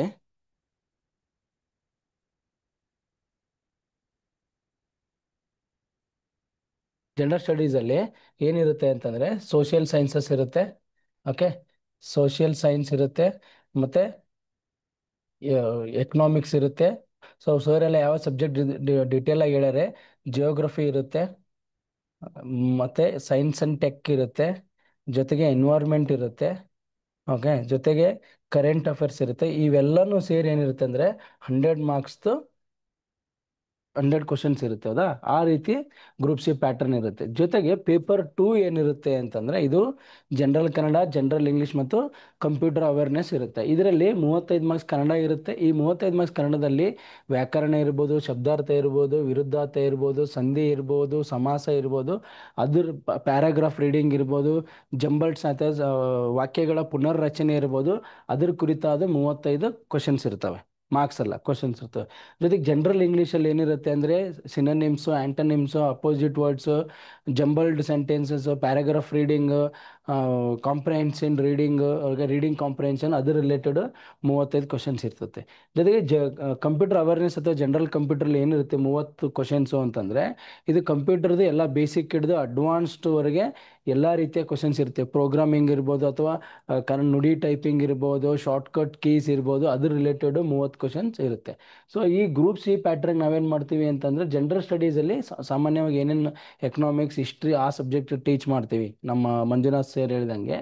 ಜೊತೆಗೆ ನಾವು ಪೇಪರ್ 2 ಕನ್ನಡ ಕ್ಲಾಸಸ್ ಇರುತ್ತೆ, ಗ್ರಾಮರು, ಇಂಗ್ಲೀಷ್ ಕ್ಲಾಸಸ್ ಇರುತ್ತೆ, ಜೊತೆಗೆ ಕಂಪ್ಯೂಟರ್ ಅವೇರ್ನೆಸ್ ಕ್ಲಾಸಸ್ ಇರುತ್ತೆ. ಸೊ ಇದು ಏನು ಮಾಡ್ತಾರೆ ಅಂತಂದರೆ ಎಕ್ಸ್ಟ್ರಾ ನಿಮಗೆ ಗ್ರೂಪ್ ಸಿಯಲ್ಲಿ ನಾವು ಕ್ಲಾಸಸ್ ತೊಗೊಳ್ತೀವಿ. ಹೌದಾ, ಇದು ರಿಲೇಟೆಡ್ ನೆಕ್ಸ್ಟ್ ಏನಪ್ಪ ಅಂತಂದರೆ P S I exam pattern ಏನಿರುತ್ತೆ, ಎಸ್ಸೆ, ಟ್ರಾನ್ಸ್ಲೇಷನ್ ಮತ್ತು ಪ್ರಿಸೈಸ್ ಪೇಪರ್ 1 ಇದು. ಈ ಪೇಪರ್ 1ನಲ್ಲಿ 50 ಮಾರ್ಕ್ಸ್ ಇರುತ್ತೆ. ಸೊ ಪೇಪರ್ 1ನಲ್ಲಿ ಎಸ್ಸೆ ಎಷ್ಟು ಮಾರ್ಕ್ಸ್ ಇರುತ್ತೆ ಅಂತಂದರೆ ಎಸ್ಸೆ 20 ಮಾರ್ಕ್ಸ್ ಇರುತ್ತೆ, ಹೌದಾ? ಪ್ರಬಂಧ 20 ಮಾರ್ಕ್ಸಿಂದ ಇರುತ್ತೆ. ಟ್ರಾನ್ಸ್ಲೇಷನ್ ಎಷ್ಟು ಮಾರ್ಕ್ಸಿಂದ ಇರುತ್ತೆ ಅಂತಂದರೆ ಅದನ್ನು 20 ಮಾರ್ಕ್ಸ್ ಇರುತ್ತೆ. ಅದರಲ್ಲಿ 10 ಮಾರ್ಕ್ಸ್ ಏನಿರುತ್ತೆ ಅಂದರೆ ಇಂಗ್ಲೀಷ್ ಟು ಕನ್ನಡ ಟ್ರಾನ್ಸ್ಲೇಷನ್ನು, 10 ಮಾರ್ಕ್ಸ್ ಏನಿರುತ್ತೆ ಅಂತಂದರೆ ಕನ್ನಡ ಟು ಇಂಗ್ಲೀಷ್ ಟ್ರಾನ್ಸ್ಲೇಷನ್ ಇರುತ್ತೆ, ಹೌದಾ? ಇದು ಏನಂటే ಟೋಟಲ್ 40 ಮಾರ್ಕ್ಸ್. ಇನ್ನೊಂದು ಏನಿರುತ್ತೆ ಅಂದರೆ ಪ್ರಿಸೈಸ್ ರೈಟಿಂಗ್ ಇರುತ್ತೆ. ಪ್ರಿಸೈಸ್ ರೈಟ್ ಸಂಕ್ಷಿಪ್ತ ಬರೋಣದು 10 ಮಾರ್ಕ್ಸ್ ಇರುತ್ತೆ. ಬಾಕ್ಸಸ್ ಕೊಟ್ಟಿರ್ತಾರೆ, ಒಂದು ಪ್ಯಾರಾಗ್ರಾಫ್ ಕೊಟ್ಟಿರ್ತಾರೆ, ಆ ಪ್ಯಾರಾಗ್ರಾಫ್ನ 1/3 ಮಾಡಿ ನಾವು ಬಾಕ್ಸಸ್ಸಲ್ಲಿ ಬರಿಬೇಕಿರುತ್ತೆ, ಹೌದಾ? ಸೊ ಆ ಎಸ್ಸೆನ ನಾವು ಕ್ಲಾಸಸ್ ಹೇಳ್ತೀವಿ. ಹೊಸ ಹೊಸ ವಿಧಾನಗಳ ಮೂಲಕ ನಾವು ಅದನ್ನ ಎಸ್ಸೆ ಕ್ಲಾಸ್ ಬಂದಾಗ ಹೇಳ್ತೀನಿ, ಏನು ಹೊಸ ವಿಧಾನದಿಂದ ನಾವು ಎಂತೆ ಟಫ್ ಅನ್ಎಕ್ಸ್ಪೆಕ್ಟೆಡ್ ಎಸ್ಸೆ ಕೊಟ್ಟರು ನಾವು ಬರಿಬೋದು ಅಂತ ಒಂದು ಕಾರ್ಯತಂತ್ರ ನಿಮ್ಗೆ ಹೇಳ್ತೀವಿ, ಯಾವ ರೀತಿ ನಾವು ಬರಿಬೋದು 600 ವರ್ಡ್ಸಲ್ಲಿ ಅಂತ. ಟ್ರಾನ್ಸ್ಲೇಷನ್ಗೆ ನಾವು ಗ್ರಾಮರ್ ಮೂಲಕ ಮತ್ತು ಡೈಲಿ ರೀಡಿಂಗ್ ಕಾಂಪ್ರಿಹೆನ್ಷನ್ ಕೊಡೋದ್ರ ಮೂಲಕ ಯಾವ ರೀತಿ ಈಸಿಯಾಗಿ ಟ್ರಾನ್ಸ್ಲೇಷನ್ ಮಾಡ್ಬೋದು ಅಂತ ಅದನ್ನು ನಮಗೆ ಇಂಗ್ಲೀಷ್ ಟೀಚರ್ ಹೇಳ್ಕೊಡ್ತಾರೆ. ಪ್ರಿಸೈಸ್ ರೈಟಿಂಗ್ ನಾವೇ ಹೇಳ್ತೀವಿ. ಪ್ರಿಸೈಸ್ ರೈಟಿಂಗ್ ಯಾವುದೇ ಒಂದು ಪ್ಯಾರಾಗ್ರಾಫ್ದು ಭಾವಾರ್ಥ ಕೆಡಲಾರ್ದಂಗೆ ಯಾವ ರೀತಿ ನಾವು ಸಂಕ್ಷಿಪ್ತವಾಗಿ ಬರಿಬೋದು, ಅಥವಾ ಅದಕ್ಕೆ ಒಂದು ಟೈಟಲ್ ಕೊಟ್ಟು ಯಾವ ರೀತಿ ಸಂಕ್ಷಿಪ್ತವಾಗಿ ಅರ್ಥ ಕೆಡದಂಗೆ ನಾವು ಬರಿಬೋದು ಅಂತ ಅದನ್ನು ನಾವು ತಂತ್ರ ನಿಮಗೆ ತಿಳಿಸ್ಕೊಡ್ತೀವಿ, ಹೌದಾ? Okay, next general studies paper ಏನಿರುತ್ತೆ ಅಂದರೆ ಇದು 150 ಮಾರ್ಕ್ಸ್ ಇರುತ್ತೆ, containing of 100 questions. So each questions ಎಷ್ಟಿರುತ್ತೆ? 155 ಮಾರ್ಕ್ಸ್ ಇರುತ್ತೆ, ಹೌದಾ? ಇದರಲ್ಲಿ ಏನಾಗುತ್ತೆ ಅಂದರೆ ಇವಾಗ ಕ್ವಶನ್ ಪೇಪರ್ ಪ್ಯಾಟರ್ನ್ ಇವಾಲ್ವ್ ಆಗ್ತಾ ಇದೆ, ಬದಲಾವಣೆ ಆಗ್ತಾ ಇದೆ. ಬದಲಾವಣೆ ಯಾವುದಾಗ್ತಿದ್ರೆ ಕಠಿಣಗೊಳಿಸ್ತಾ ಇದ್ದಾರೆ, ಹೌದಾ? ಇದರಲ್ಲಿ ಏನಾಗ್ತದೆ, ಸ್ಟ್ಯಾಂಡರ್ಡ್ ಆಗಿ ಎಲ್ಲ ಸೋಷಿಯಲ್ ಸೈನ್ಸು, ಹ್ಯುಮ್ಯಾನಿಟೀಸು, ಇದೇ ಇರ್ಬೋದು, science and tech, environment, mental ability ಇತ್ತು. ಇತ್ತೀಚೆಗೆ ಏನು ಮಾಡ್ತಾ ಇದ್ದಾರೆ, ಡಿಸಿಷನ್ ಮೇಕಿಂಗ್ ಕೊಡ್ತಾ ಇದ್ದಾರೆ, ಒಂದೆರಡು ಕ್ವಶನ್ ಕಂಪ್ಯೂಟರ್ ಅವೇರ್ನೆಸ್ ಕೊಡ್ತಾ ಇದ್ದಾರೆ. ಓಕೆ, ಇದು ಏನು ಮಾಡ್ತದೆ, ಟಫ್ನೆಸ್ ಇನ್ಕ್ರೀಸ್ ಮಾಡ್ತಾರೆ. ನಾವು ಸಾಮಾನ್ಯವಾಗಿ ನಮ್ಮ ಮಂಜುನಾಥ್ ಸರ್ ಹೇಳಿದಂಗೆ ಮೊದಲು 1-2 ಸೆಂಟೆನ್ಸ್ ಇದ್ದು, ಇವಾಗ ಏನು ಮಾಡ್ತಾ ಇದ್ದಾರೆ, 1 ಮಾತ್ರ ಸರಿ, 2 ಮಾತ್ರ ಸರಿ, 3 ಮಾತ್ರ ಸರಿ ಅಂತ ಆ ರೀತಿ ಮಾಡ್ತಾರೆ. ಅದೇನಾಗ್ತದೆ ಅಂತಂದರೆ ಅಲ್ಲಿ ನಿಖರವಾಗಿ ಆ ವಿಷಯದ ಬಗ್ಗೆ ನಿಮಗೆ ಜ್ಞಾನ ಇತ್ತು ಅಂತಂದರೆ ಮಾತ್ರ ನೀವು ಸರಿಯಾದ ಉತ್ತರವನ್ನು ಆಯ್ಕೆ ಮಾಡ್ಬೋದು. ಆ ರೀತಿ ನಿಖರ ಜ್ಞಾನ ಪರೀಕ್ಷೆ ಮಾಡುವಂಥ ಕ್ವಶನ್ಸ್ ಟೈಪು ಇನ್ಕ್ರೀಸ್ ಮಾಡ್ತಾ ಇದ್ದಾರೆ. ಜೊತೆಗೆ ವಾಕ್ಯಗಳು 1-2 ಸರಿ, 2-3 ಸರಿ, 3-4 ಸರಿ ಅಥವಾ ಮೇಲಿನ ಎಲ್ಲವೂ ಸರಿ ಅಂತ ಆ ರೀತಿ ಕ್ವಶನ್ಸ್ ಬರ್ತವೆ. ಇಲ್ಲೇನು ಮಾಡ್ತಾರೆ, ಆ ವಿಷಯದ ಬಗ್ಗೆ ನಿಮಗೆ ಎಷ್ಟು ಆಳವಾದ ಜ್ಞಾನ ಐತೆ, ಈ ಕ್ವಶನ್ ಫಾರ್ಮೆಟ್ ಏನು ಹೇಳ್ತದೆ ಅಂದರೆ ನಿಮ್ಗೆ ಆ ವಿಷಯದ ಬಗ್ಗೆ ಎಷ್ಟು ವಿಸ್ತೃತ ಜ್ಞಾನ ಐತೆ ಅನ್ನೋದನ್ನ ಕೇಳ್ತಾರೆ. ಅದು ಈಗ ನಾವು ಏನು ಈ ಕ್ಲಾಸಸ್ ಐತೆ, ಕನ್ನಡ ಕಸ್ತೂರಿ ಏನು ಕ್ಲಾಸಸ್ ಐತಲ್ಲ, ಅದರಲ್ಲಿ ಆ ಸಿಲೆಬಸ್ಗೆ ತಕ್ಕಂಗೆ ಅಥವಾ ಆ ಕ್ವಶನ್ಸ್ ತಕ್ಕಂಗೆ ನಿಮ್ಮ ನಿಖರವಾದ ಜ್ಞಾನ ಮತ್ತು ವಿಸ್ತೃತ ಜ್ಞಾನ ಯಾವ ರೀತಿ ಹೆಚ್ಚಿಗೆ ಮಾಡ್ಕೋಬೋದು ಅಂತ ನಾವು ನಿಮಗೆ ಈ ಕ್ಲಾಸಸ್ ಮೂಲಕ ತಿಳಿಸ್ಕೊಡ್ತೀವಿ, ಹೌದಾ? ಸೊ ನಮ್ಮದು ಸ್ಪೆಷಾಲಿಟಿನೇ ಅದು, ಯಾವ ರೀತಿ ನೀವು ಕ್ವಶನ್ಸ್ನ ಟ್ಯಾಕಲ್ ಮಾಡಬೇಕು, ಎಂತೆ ಅನ್ಎಕ್ಸ್ಪೆಕ್ಟೆಡ್ ಕ್ವಶನ್ಸ್ ಬಂದರೆ ಮತ್ತು ನಿಖರವಾಗಿ ಯಾವ ರೀತಿ ಸರಿಯಾದ ಆನ್ಸರನ್ನು ಆಯ್ಕೆ ಮಾಡಬೇಕು ಅನ್ನೋದನ್ನು ನಾವು ಕ್ಲಾಸ್ ಮೂಲಕ ನಿಮಗೆ ತಿಳಿಸ್ಕೊಡ್ತೀವಿ. ಓಕೆ, ನೆಕ್ಸ್ಟ್ ನೋಡೋದಾದರೆ, ಹಾಗಾದರೆ ಇಲ್ಲಿ ನೋಡ್ರಿ, ಇತ್ತೀಚೆಗೆ ಏನಾಗ್ತದೆ, ಪ್ರಚಲಿತ ಘಟನೆಗಳನ್ನು ಪ್ರಾಮುಖ್ಯತೆ ಪಡ್ಕೋತಾ ಇದೆ. ನಾವು ನಮ್ಮ ಪ್ರಚಲಿತ ಘಟನೆ ಕ್ಲಾಸಸ್ಸಲ್ಲಿ ಏನು ಮಾಡ್ತೀವಿ ಅಂತಂದರೆ ನ್ಯೂಸ್ ಪೇಪರ್ನಿಂದ ಮಾಹಿತಿಯನ್ನು ಕಲೆ ಹಾಕ್ತೀವಿ. ಓಕೆ, PIBಯಿಂದ ಮಾಹಿತಿಯನ್ನು ಕಲೆ ಹಾಕ್ತೀವಿ. ಜೊತೆಗೆ ಜಗತ್ತಿನಲ್ಲಿ ನಡೆದಿರುವಂಥ ಪ್ರಮುಖ ಸುದ್ದಿಗಳು, ಜೊತೆ ಅದಾದಮೇಲೆ ಏನಾಗುತ್ತೆ ಅಂದರೆ ಅವಾರ್ಡ್ಸ್ ಬಗ್ಗೆ ಯಾವ್ದಾವ್ದು ಅವಾರ್ಡ್ಸ್ ಬಂದೈತೆ, ಟೆನ್ನಿಸ್ ಇರ್ಬೋದು, ಕ್ರಿಕೆಟ್ ಇರ್ಬೋದು, ಸೈಕ್ಲಿಂಗ್ ಇರ್ಬೋದು, ಯಾವುದೇ ಚೆಸ್ ಇರ್ಬೋದು, ಅಲ್ಲಿ ಯಾವ ರೀತಿ ಅವಾರ್ಡ್ ಬಂದು ಅದನ್ನು ಚೆಕ್ ಮಾಡ್ತೀವಿ. ಮತ್ತು ಸರ್ವೆ, ಏನೇನು ಸರ್ವೆ ನಡೀತಾ ಇದ್ದಾವೆ ಅಥವಾ ರಿಪೋರ್ಟ್ಸ್, ಇವುಗಳ ಬಗ್ಗೆನೂ ನಾವು ನಿಮಗೆ ಕರೆಂಟ್ ಅಫೇರ್ಸಲ್ಲಿ ಹೇಳ್ತೀವಿ. ಜೊತೆಗೆ ಸ್ಪೋರ್ಟ್ಸ್ ನ್ಯೂಸನ್ನು ನಾವು ಇದು ಮಾಡ್ತೀವಿ. ಜೊತೆಗೆ ಇಲ್ಲಿ ಸರ್ವೇನ ನಾವು ಮಾಡ್ತೀವಿ. ಬಜೆಟ್, ಇದು ಸರ್ವೆ ಅಂದರೆ ಎಕನಾಮಿಕ್ ಸರ್ವೆ. ಈ ಎಕನಾಮಿಕ್ ಸರ್ವೆಯಲ್ಲಿ ಏನು ಮಾಡ್ತೀವಿ ಅಂತಂದರೆ ಇತ್ತೀಚಿನ ಕೇಂದ್ರ ಸರ್ಕಾರ ಮತ್ತು ರಾಜ್ಯ ಸರ್ಕಾರಗಳು ನೀಡಿರುವ ಎಕನಾಮಿಕ್ ಸರ್ವೆಯನ್ನು ನಾವು ನಿಮಗೆ ಕ್ಲಾಸಲ್ಲಿ ಡಿಟೇಲ್ ಆಗಿ ಎಕ್ಸ್ಪ್ಲೇನ್ ಮಾಡ್ತೀವಿ. ಯಾಕಪ್ಪ ಅಂದರೆ ಈ PSI ಮತ್ತು ಗ್ರೂಪ್ C ಎಕ್ಸಾಮ್ಗೆ ಎಕನಾಮಿಕ್ ಸರ್ವೆಯಿಂದ ಡೈರೆಕ್ಟಾಗಿ ಕ್ವಶನ್ಸ್ ಬರ್ತವೆ. ಯಾವ ರೀತಿ ಇರುತ್ತೆ, ಒಂದು ಕರ್ನಾಟಕ ಸರ್ಕಾರದ ಸ್ಕೀಮ್ಸ್ ಇರ್ಬೋದು, ಹೌದಾ, ಆ ಸ್ಕೀಮ್ಸ್ ರಿಲೇಟೆಡ್ ಇರ್ಬೋದು, ಅಥವಾ ಕರ್ನಾಟಕ ಸರ್ಕಾರ ಕೈಗೊಂಡ ಅಭಿವೃದ್ಧಿ ಕ್ರಮಗಳಿರ್ಬೋದು, ಅಥವಾ ಸಸ್ಟೈನಬಲ್ ಡೆವಲಪ್ಮೆಂಟಲ್ಲಿ ಕರ್ನಾಟಕ ಎಷ್ಟು ಐತೆ, HRD ರಿಪೋರ್ಟ್ ಏನೈತೆ ಕರ್ನಾಟಕದ್ದು, ಆ ರೀತಿ ಎಕನಾಮಿಕ್ ಸರ್ವೆಯಿಂದ ಡೈರೆಕ್ಟಾಗಿ ಕ್ವಶನ್ಸ್ ಬರ್ತವೆ. ಅದನ್ನು ನಾವು ಕ್ಲಾಸಸ್ ಡಿಟೇಲ್ ಆಗಿ ಡಿಸ್ಕಸ್ ಮಾಡ್ತೀವಿ. ಆಮೇಲೆ ಎಕ್ಸಾಮ್ ಬರೋಕ್ಕಿಂತ ಮೊದಲು ಯಾವುದಾದ್ರೂ ಕೇಂದ್ರ ಸರ್ಕಾರ ಬಜೆಟ್ ಇರ್ಬೋದು ಅಥವಾ ರಾಜ್ಯ ಸರ್ಕಾರ ಬಜೆಟ್ ಇತ್ತಂದರೆ ಅದರಲ್ಲಿ ಏನೇನು ರಿಲೇಟೆಡ್ ಕಾನ್ಸೆಪ್ಟ್ಗಳು ಮತ್ತು ಅದಕ್ಕೆ ರಿಲೇಟೆಡ್ ಏನಾದ್ರು ಪ್ರಚಲಿತ ವಿದ್ಯಮಾನಗಳು, ಸ್ಕೀಮ್ಸ್ ಏನೇ ಇದ್ದರೆ ಬಜೆಟ್ ರಿಲೇಟೆಡ್. ಈಗ ನೋಡ್ರಿ, ಕಾನ್ಸೆಪ್ಟ್ ಅಂತಂದರೆ ಇಲ್ಲ ಬಜೆಟಲ್ಲಿ FRBM ಆ್ಯಕ್ಟ್ ಅಂತ ಬರುತ್ತೆ, ಓಕೆನಾ. ಈ FRBM ಆ್ಯಕ್ಟ್ ಬಜೆಟಲ್ಲಿ ಇರಲ್ಲ, ಬಟ್ ಆ ಬಜೆಟಲ್ಲಿ FRBM ಅಂತ ಮೆನ್ಷನ್ ಮಾಡಿ, ಇದು ಕಾನ್ಸೆಪ್ಟ್ ಐತೆ. ಈ ಕಾನ್ಸೆಪ್ಟ್ ನಾವು ಕ್ಲಾಸಸ್ ಡಿಸ್ಕಸ್ ಮಾಡ್ತೀವಿ. FRBM ಆ್ಯಕ್ಟ್ ಅಂದ್ರೆ ಏನು, ಅದೇನು ಹೇಳ್ತತೆ, ಹೌದಾ. ಆ ಕಾನ್ಸೆಪ್ಟ್ ಮತ್ತು ಬಜೆಟ್ ರಿಲೇಟೆಡ್ ಏನು ಕರೆಂಟ್ ಅಫೇರ್ಸ್ ಏನೈತೆ ಅದನ್ನು ನಾವು ಪ್ರಚಲಿತ ವಿದ್ಯಮಾನಗಳ ತರಗತಿಯಲ್ಲಿ ಡಿಸ್ಕಸ್ ಮಾಡ್ತೀವಿ. ಇನ್ನೇನಾಗುತ್ತೆ ಅಂತಂದರೆ ಕರೆಂಟ್ ಅಫೇರ್ಸು 360 ಡಿಗ್ರಿ ಆ್ಯಂಗಲ್ನಲ್ಲಿ ನಾವು ನಿಮಗೆ ಟೀಚ್ ಮಾಡ್ತೀವಿ, ಸೊ ದಟ್ ಯಾವುದೇ ಒಂದು ಟಾಪಿಕ್ ಮಿಸ್ ಆಗಬಾರ್ದು, ಓಕೆನಾ. ಇದನ್ನು ಒಂದು ಮೇಜರ್ ರೋಲ್ ಪ್ಲೇ ಮಾಡ್ತತೆ ಯಾವುದಲ್ಲಿ, ಯಾಕೆಂದರೆ ಕರೆಂಟ್ ಅಫೇರ್ಸ್ ಚೆನ್ನಾಗಿದ್ರೆ ನೀವು ಪೇಪರ್ 1ನಲ್ಲಿ ಎಸ್ಸೆಯಲ್ಲಿ ಚೆನ್ನಾಗಿ ಯೂಸ್ ಮಾಡಿ ಬರಿಬೋದು. ಸೆಕೆಂಡ್ ಒನ್ ಆಗುತ್ತೆ ಪೇಪರ್ 2ಅಲ್ಲಿ ಚೆನ್ನಾಗಿ ಎಸ್ಸೆ ಕರೆಂಟ್ ಅಫೇರ್ಸ್ನ ಯಾವುದೇ ರೀತಿ ಮಿಸ್ಟೇಕ್ ಮಾಡಲಾರ್ದೆ ಆನ್ಸರ್ ಮಾಡ್ಬೋದು. ಅದರಿಂದ ನಾವು ಕರೆಂಟ್ ಅಫೇರ್ಸ್ ಕ್ಲಾಸಸ್ನ ತಗೊಳ್ತೀವಿ ಅದುಗಳ ಜೊತೆಗೆ. ನೆಕ್ಸ್ಟ್ ನೋಡ್ರಿ, ಯಾವುದೇ ಒಂದು ಪರೀಕ್ಷೆಯಲ್ಲಿ ಅಥವಾ ಇದರಲ್ಲಿ ಯಶಸ್ವಿ ಆಗ್ಬೇಕಾದ್ರೆ ನಮ್ಮನ್ನು ನಾವು ಪ್ರತಿ ಸರ್ತಿ ಟೆಸ್ಟ್ ಮಾಡ್ಬೇಕಾಗ್ತದೆ, ನಮ್ಮನ್ನು ನಾವು ಪರೀಕ್ಷೆಗೆ ಒಳಪಡಿಸ್ಬೇಕಾಗುತ್ತೆ. ಸುಮ್ಮನೆ ನನಗೆ ಎಲ್ಲ ಬರ್ತೈತೆ ಅಂತಂದರೆ ನನಗೇನು ಬರ್ತೈತೆ, ನನಗೆ ಎಷ್ಟು ಅದ್ರ ಜ್ಞಾನ ತಿಳಿದೈತೆ, ಎಷ್ಟು ನನಗೆ ನೆನಪೈತೆ, ನಾನು ಎಷ್ಟನ್ನು ಅರ್ಥೈಸಿಕೊಂಡಿದ್ದೇನೆ ಅಂತ ತಿಳ್ಬೇಕಾದ್ರೆ ನಮಗೆ ಅವಾಗ ಟೆಸ್ಟ್ ಮಾಡಲೇಬೇಕಾಗತ್ತೆ. ಆ ಟೆಸ್ಟ್ ಮಾಡೋದ್ರಿಂದ ನಾವು ಎಲ್ಲಿ ಎಡುತ್ತಾ ಇದ್ದೀವಿ, ಎಲ್ಲಿ ತಪ್ಪು ಮಾಡ್ತಾ ಇದ್ದೀವಿ, ಯಾವ ಕಾನ್ಸೆಪ್ಟನ್ನ ನಾವು ಕರೆಕ್ಟಾಗಿ ಅರ್ಥ ಮಾಡ್ಕೊಂಡಿಲ್ಲ ಅಂತ ನಮ್ಮನ್ನು ನಾವು ಪರೀಕ್ಷೆ ಮಾಡಿದರೆ ನಿಜವಾದ ಪರೀಕ್ಷೆಯಲ್ಲಿ ನಾವು ಚೆನ್ನಾಗಿ ಮಾಡ್ಬೋದು, ಇತರರಿಗಿಂತ ಹೆಚ್ಚು ಅಂಕಗಳು ಪಡಿಬೋದು, ನಾವು ಯಶಸ್ವಿ ಕಾಣ್ಬೋದಾಗ್ತದೆ. ಸೊ ಅದರಿಂದ ಏನು ಮಾಡ್ತಾ ಇದ್ದೀವಿ ನಾವು, ಈ ಗ್ರೂಪ್ ಸಿ ಮತ್ತು PSI ಅವರಿಗೆ ಡೈರೆಕ್ಟಾಗಿ ಏನಿರುತ್ತೆ ಫೌಂಡೇಶನ್ ಕ್ಲಾಸಸ್ ಇರುತ್ತೆ. ಅಂದರೆ ಒಂದು ವಿಷಯದ ಬಗ್ಗೆ ತಿಳುವಳಿಕೆ ನೀಡೋದು ಅಥವಾ ಅದ್ರ ಮಾಹಿತಿ ಚೆನ್ನಾಗಿ ಫೌಂಡೇಶನ್ ನೀಡೋದು, ಬುನಾದಿಯಿಂದ ನೀಡೋದು, ಜೊತೆಗೆ ಕೋರ್ ಕಾನ್ಸೆಪ್ಟ್ ಪ್ರಮುಖ ಕಾನ್ಸೆಪ್ಟ್ಗಳ ಅಥವಾ ಪ್ರಮುಖ ಪರಿಕಲ್ಪನೆಗಳ ವಿವರವಾದ ವಿಶ್ಲೇಷಣೆ ಇರುತ್ತೆ, ನಿಖರವಾದ ಮಾಹಿತಿ ಇರುತ್ತೆ. ಸೊ ಇವೆರಡು ಆದಮೇಲೆ ಏನಾಗುತ್ತೆ ಅಂತಂದರೆ ವಿ ನೀಡ್ ಪ್ರಾಕ್ಟೀಸ್, ಓಕೆನಾ. ಇಲ್ಲಿ ಏನಾಗುತ್ತೆ ಅಂತಂದರೆ ನಾವು ಟೆಸ್ಟ್ ಮಾಡ್ತೀವಿ. ಇದು ಹಿಂಗೇನಿರ್ತಂದರೆ ಯೂನಿಟ್ ಟೆಸ್ಟ್ ಇರುತ್ತೆ. ಈ ಯೂನಿಟ್ ಟೆಸ್ಟಲ್ಲಿ ಏನು ಮಾಡ್ತತೆ ಅಂದರೆ ಇವತ್ತೊಂದು ಯಾವುದೋ ಒಂದು ಜಿಯೋಗ್ರಫಿದು ರಾಕ್ಸ್ ಅಂತ ಒಂದು ಅಥವಾ ಶಿಲೆಗಳು ಒಂದು ಪಾಠ ಆದರೆ ಆ ಪಾಠದ ಬಗ್ಗೆ ನೀವು ಮಾಹಿತಿ ನೀಡಿ, ಕೋರ್ ಕಾನ್ಸೆಪ್ಟ್ ಏನದಾವೆ ಅದ್ರ ಮಾಹಿತಿ ನೀಡಿ, ಆ ಶಿಲೆಗಳ ಬಗ್ಗೆ ನಿಮಗೆ ಒಂದು ಯೂನಿಟ್ ಟೆಸ್ಟ್ ಇರುತ್ತೆ, ಓಕೆನಾ.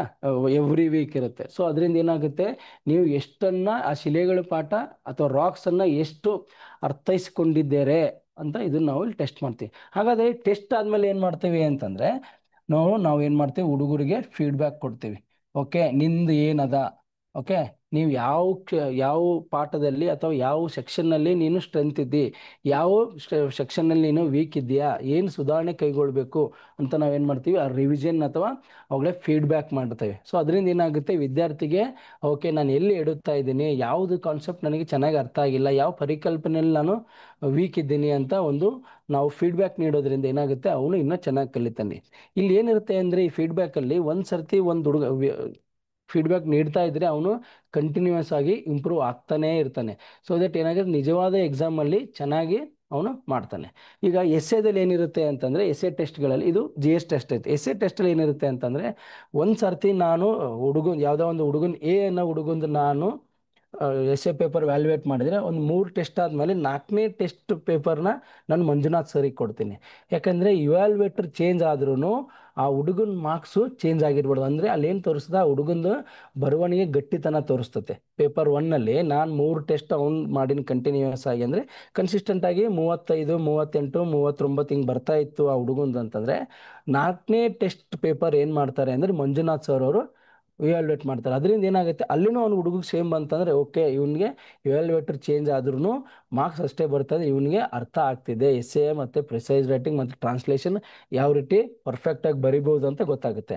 ಅದೇ ರೀತಿ BA ಹುಡುಗಂದು ಮಂಜುನಾಥ್ ಸರ್ ಅವ್ರು ಮಾಡ್ತಾ ಇದ್ದರೆ 3 ಅವ್ರು ಮಾಡಿದ್ರೆ 4ನೇದು ನಾನು ಮಾಡ್ತೀನಿ. ಸೊ ದಟ್ ಇವ್ಯಾಲ್ಯೂಯೇಟರ್ ಚೇಂಜ್ ಆದ್ರೂ ಆ ಹುಡುಗಂದು ಏನು ಬದಲಾವಣೆ ಆಗ್ತಾ ಇದೆ, ಮಾರ್ಕ್ಸ್ ಎಲ್ಲಿ ಹೋಗ್ತಾ ಇದೆ, ಎಲ್ಲಿನ ಹೆಚ್ಚು ಮಾರ್ಕ್ಸ್ ತೊಗೊಳ್ಬೇಕಿತ್ತು ಅಂತ ಆ ರೀತಿ ವ್ಯವಸ್ಥೆ ಐತಿ. ಮಲ್ಟಿಪಲ್ ಇವ್ಯಾಲ್ಯೂಯೇಷನ್ ಇರುತ್ತೆ. ಸೊ ದಟ್ ಏನಾಗುತ್ತೆ, ಹುಡುಗನಿಗೆ ಹೆಚ್ಚೆಚ್ಚು ಜ್ಞಾನ ತಿಳಿತೈತೆ, ಹೆಚ್ಚೆಚ್ಚು ಸಾಮರ್ಥ್ಯ ಬೆಳಿತೈತೆ. ಇದರಿಂದ ಏನಾಗ್ತದೆ, ಅವನು ಯಶಸ್ವಿ ಆಗೋ ಚಾನ್ಸಸ್ ಚೆನ್ನಾಗಿರುತ್ತೆ.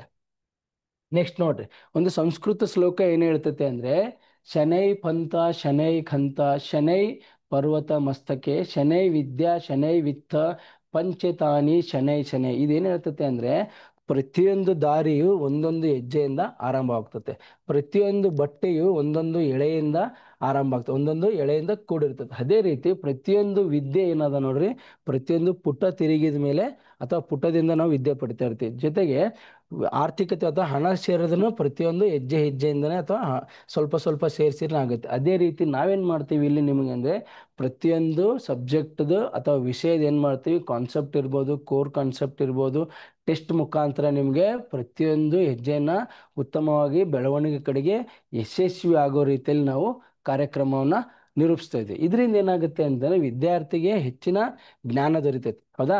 ಇದು ಹೆಚ್ಚೆಚ್ಚು ಮಾರ್ಕ್ಸ್ ಬರೋಕ್ಕಾಗುತ್ತೆ ಮತ್ತು ನಿಮ್ಮನ್ನು ಯಶಸ್ವಿ ಪಥದತ್ತ ಕೊಂಡೊಯ್ತೈತೆ. ಅದಕ್ಕೆ ಶನೈ ಅಂತಂದರೆ ಹೆಜ್ಜೆ ಹೆಜ್ಜೆನೂ. ಓಕೆನಾ? ಪ್ರತಿಯೊಂದು ಹೆಜ್ಜೆನೂ ಈಗ ಪರ್ವತ ಮಸ್ತಕ ಅಂದರೆ ಪ್ರತಿಯೊಂದು ಪರ್ವತನ ಏರಬೇಕಾದ್ರೆ ನಾವು ಒಂದೊಂದು ಹೆಜ್ಜೆನೂ ಕೌಂಟ್ ಆಗ್ತತೆ. ಸೊ ಈ ಯಶಸ್ವಿ ಪರ್ವತವನ್ನು ಏರಬೇಕಾದ್ರೆ ನಾವು ನಿಮಗೆ ಹೆಜ್ಜೆ ಹೆಜ್ಜೆಯಲ್ಲೂ ಮಾರ್ಗದರ್ಶನ ನೀಡ್ತೀವಿ. ಹೆಜ್ಜೆ ಹೆಜ್ಜೆಯಲ್ಲೂ ಏನಾದರೂ ತೊಂದರೆಗಳಾದ ಅದಕ್ಕೂ ನಾವು ಇರ್ತೀವಿ. ಮತ್ತು ನಿಮ್ಮ ಪರಿಕಲ್ಪನೆಗಳು, ವಿಷಯ ತಜ್ಞತೆ ಮತ್ತು ವಿಷಯ ನಿಖರತೆಯನ್ನು ನಾವು ನಿಮಗೆ ತಿಳಿಸ್ಕೊಡ್ತೀವಿ. ಹೌದಾ? ಸೊ ಮುಂದಿಂದ ಏನು ಹೇಳ್ತಾರೆ ನಮ್ಮ ಅನಿಲ್ ಸರ್ ಅವರು ಇದನ್ನು ಕಂಟಿನ್ಯೂ ಮಾಡ್ತಾರೆ.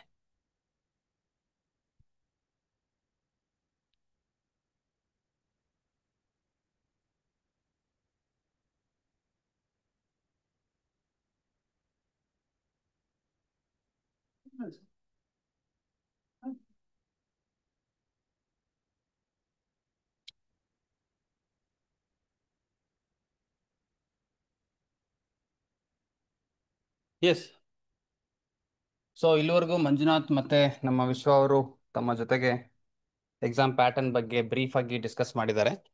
ಸೊ ಫರ್ದರ್ ಏನಿದೆ ಅಂದ್ರೆ ಈಗ ನೆಕ್ಸ್ಟ್ ನಾಳೆಯಿಂದ ಏನು ಕ್ಲಾಸಸ್ ಶುರು ಆಗುತ್ತೆ, ಆ ಕ್ಲಾಸಸ್ ಅಲ್ಲಿ ನಿಮಗೆ ಸಬ್ಜೆಕ್ಟ್ನ ಬಗ್ಗೆ ಈಚ್ ಅಂಡ್ ಎವ್ರಿ ಸಬ್ಜೆಕ್ಟ್, ಯಾಕೆ ಎಲ್ಲಾ ದಿನನೂ ಒಂದೇ ದಿನದಲ್ಲಿ ಎಲ್ಲಾನು ಕವರ್ ಮಾಡಕ್ ತುಂಬಾ ಕಷ್ಟ ಆಗುತ್ತೆ. ಸೊ ಹಾಗಾಗಿ ನಮ್ಮ ಶೆಡ್ಯೂಲ್ ಏನಿದೆ ಅನ್ನೋದು ಮಂಜುನಾಥ್ ಅವ್ರು ಹೇಳಿದ್ದಾರೆ ಆಲ್ರೆಡಿ. ಸಬ್ಜೆಕ್ಟ್ ವೈಸ್ ಕ್ಲಾಸಸ್ಗಳಲ್ಲಿ ನಿಮಗೆ ಕ್ವಶನ್ಸ್ ಯಾವ ತರ ಬಂದಿತ್ತು, ಅದರ ಮೇಲೆ ಯಾವ ತರ ನೀವು ಓದಬೇಕು ಅನ್ನೋದನ್ನ ಅವರು ಡೀಟೇಲ್ ಆಗಿ ಹೇಳ್ತಾರೆ. ಸೊ ಈ ಎಕ್ಸಾಮ್ ಪ್ರಿಪರೇಷನ್ ಬಗ್ಗೆ ಮಾತಾಡೋದಾದ್ರೆ there are 3 pillars of this examination ಅಂತ ಹೇಳ್ತೀವಿ. ಒಂದು ನಾಲೆಜ್, ದಟ್ ಈಸ್ ಜ್ಞಾನ. ಇನ್ನೊಂದು ಸ್ಕಿಲ್, ಕೌಶಲ್ಯಗಳು. ಇನ್ನೊಂದು ತಂತ್ರಗಾರಿಕೆ, ದಟ್ ಈಸ್ ಸ್ಟ್ರಾಟಜಿ. ಸೊ ಈ 3 pillars are very important for any examination. ಒಂದು ಆಟದಲ್ಲೇ ತಗೊಳ್ಳಿ, ಒಂದು ಪರೀಕ್ಷೆಗಳಲ್ಲೇ ತಗೊಳ್ಳಿ, ಅಥವಾ ನಿಮ್ಮ ಜೀವನದಲ್ಲಿ ಯಾವುದೇ ಇರಲಿ, ನೀವು ಬಿಸ್ನೆಸ್ ಅನ್ನೇ ತಗೊಳ್ಳಿ, ಪಾಲಿಟಿಕ್ಸ್ ಅಲ್ಲೇ ತಗೊಳ್ಳಿ. ಸೊ ಎಲ್ಲದರಲ್ಲೂ ಜ್ಞಾನ ಫಸ್ಟ್ ಬೇಕು. ನಿಮಗೆ ಜ್ಞಾನವಿಲ್ಲ ಅಂತಂದ್ರೆ ನಾವು ಜಗತ್ತಿನಲ್ಲಿ ಏನು ಅಚೀವ್ ಮಾಡೋಕ್ಕಾಗೋದಿಲ್ಲ. ಸೊ ಅದು ಜ್ಞಾನ ಪಡ್ಕೋಬೇಕು. ನಮ್ಮ ಫೀಲ್ಡಲ್ಲಿ ಅಂದರೆ ನಮ್ಮ ಗ್ರೂಪ್ ಸಿ ಮತ್ತು PSI ಎಕ್ಸಾಮ್ ಆಗಲಿ, ಅಥವಾ ಯಾವ್ದು KS ಆಗಲಿ, IAS ಆಗಲಿ, ಯಾವುದೇ ಎಕ್ಸಾಮ್ಗಳಲ್ಲಾಗಲಿ ನಮಗೆ ಏನು ಬೇಕು ಫಸ್ಟು? ಜ್ಞಾನ.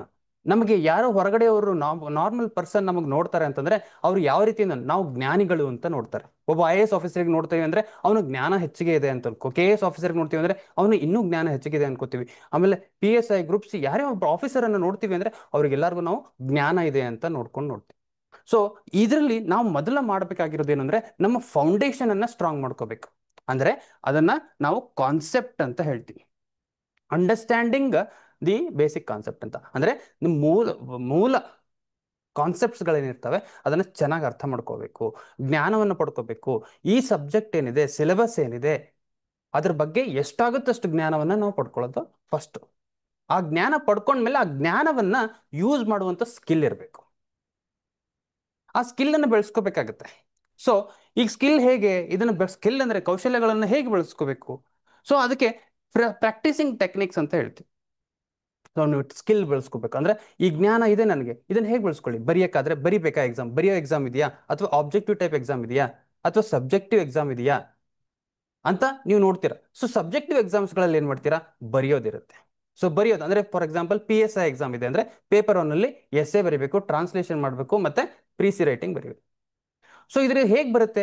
ಈ ಜ್ಞಾನವೇನೋ ತಗೊಂಡಿದ್ದೀನಿ ಎಸ್ಸೆದಲ್ಲಿ, ವುಮೆನ್ ಮೇಲೆ ಎಸ್ಸೆ ಬಂದ್ರೆ ನಾನು ಹೇಗೆ ಬರಿಬೇಕು, ಟೆಕ್ನಾಲಜಿ, ಸೈನ್ಸ್ ಅಂಡ್ ಟೆಕ್ನಾಲಜಿ ಮೇಲೆ ಎಸ್ಸೆ ಬಂದ್ರೆ ಹೇಗೆ ಬರಿಬೇಕು, ಇಂಟರ್ನ್ಯಾಷನಲ್ ರಿಲೇಷನ್ ಮೇಲೆ ಎಸ್ಸೆ ಬಂದ್ರೆ ಹೇಗೆ ಬರಿಬೇಕು, ಮೂಲಭೂತ ಸೌಕರ್ಯ ಬಗ್ಗೆ ಎಸ್ಸೆ ಬಂದ್ರೆ ಹೇಗೆ ಬರಿಬೇಕು, ಈ ಗ್ಯಾರಂಟಿ ಸ್ಕೀಮ್ ಬಗ್ಗೆ ಎಸ್ಸೆ ಬಂದ್ರೆ ಹೇಗೆ ಬರಿಬೇಕು. ನಾನು ಇದನ್ನೆಲ್ಲ ಕಂಟೆಂಟ್ ಅನ್ನ ಕಲೆಕ್ಟ್ ಮಾಡಿ ಜ್ಞಾನವನ್ನು ಪಡ್ಕೊಂಡಿದ್ದೀನಿ ಫಸ್ಟ್ ಸ್ಟೇಜಲ್ಲಿ.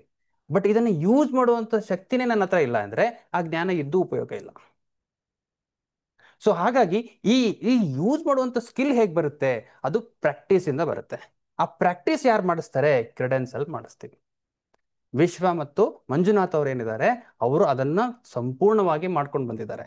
ಸೊ ಅದನ್ನ ನಿಮಗೆ ಅವರು ಕಂಪ್ಲೀಟ್ 1 to 1, ನಾಟ್ ಎಲ್ಲ ಗ್ರೂಪಲ್ಲಿ ಕೂತ್ಕೊಂಡು ಹೇಳಲ್ಲ, 1-to-1 ಪ್ರಾಕ್ಟೀಸ್ ಮಾಡಿಸ್ತಾರೆ.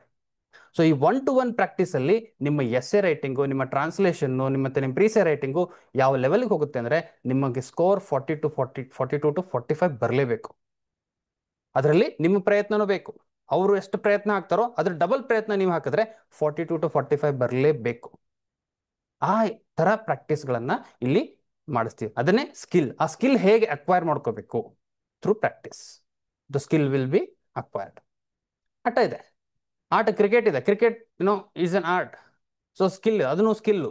ರೈಟ್ ಶಾರ್ಟ್ ಎಲ್ಲಿ ಹೊಡಿಬೇಕು, ರೈಟ್ ಸೈಡ್ ಹೊಡಿಬೇಕಾ, ಲೆಫ್ಟ್ ಸೈಡಲ್ಲಿ ಹೊಡಿಬೇಕಾ, ಸ್ಕ್ವೇರಲ್ಲಿ ಹೊಡಿಬೇಕಾ, ಲಾಂಗ್ ಆನಲ್ಲಿ ಹೊಡಿಬೇಕಾ, ಲಾಂಗ್ ಆಫಲ್ಲಿ ಹೊಡಿಬೇಕಾ, ಯಾವ ಸಮಯದಲ್ಲಿ ಯಾವ ಥರ ಆಟ ಆಡಬೇಕು, ಅದನ್ನೂ ಒಂದು ಸ್ಕಿಲ್ಲೇ.